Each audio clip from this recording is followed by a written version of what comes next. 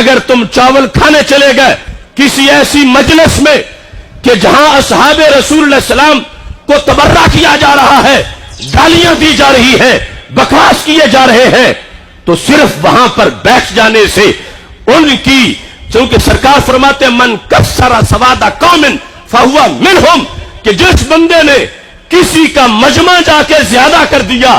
قیامت کے دن اسی دھڑے میں شمار ہوگا۔ بے شک کہتا رہے میں تو صرف سننے گیا تھا، میں تو ان کا ساتھی نہیں تھا، میں تو ویسے چلا گیا تھا، میں تو بس دوست نے کہا تو جا بیٹھا تھا۔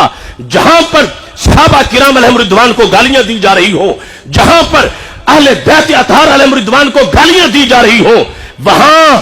بندے کا وہ نقصان ہوتا ہے، سونے کے پہاڑ دینے سے بھی وہ نقصان پورا نہیں ہوتا۔ مبارک ہو سنیو، رب نے تمہیں وہ مسلک دیا ہے کہ جہاں چند سانس بھی لے لے تو محشر کے دن آبرو کا پیغام مل جاتا ہے۔ من کسر سواد قوم فہو منہم، سرکار فرماتے ہیں جس نے کسی کے مجمع کو بڑھایا انہی میں سے ہے، جس نے کسی کی نشانی لگائی انہی میں سے ہے۔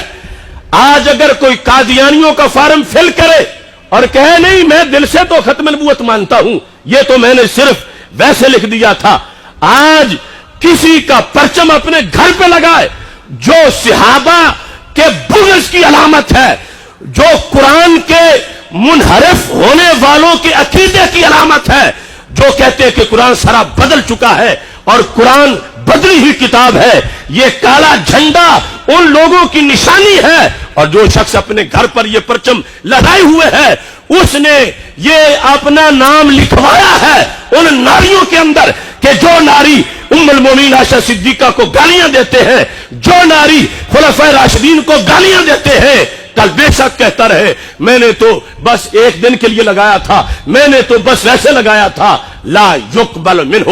صرف ولا عدل، قیامت کے دن نہ حج قبول ہوگا، نہ روزہ قبول ہوگا، نہ نماز قبول ہوگی، اس واسطے کہ جو کسی قوم کا شعار علامت اپنا لیتا ہے وہ انہی میں سے شمار ہوتا ہے۔ سونا جنگل، رات اندھیری، چھائی بدلی کالی ہے، سونے والوں جاگتے رہنا چوروں کی رکھوالی ہے۔ ایک طرف حب صحابہ کا لیبل لگا کر اہل بیت سے بغض کیا جاتا ہے اور دوسری طرف حب اہل بیت کا لیبل لگا کر صحابہ سے دشمنی کی جاتی ہے۔ یہ دونوں طرف خسارے کا سودا ہے۔ اگر جنت کا سیدھا راستہ ہے تو اس راستے کو اہل سنت و جماعت کہا جاتا ہے۔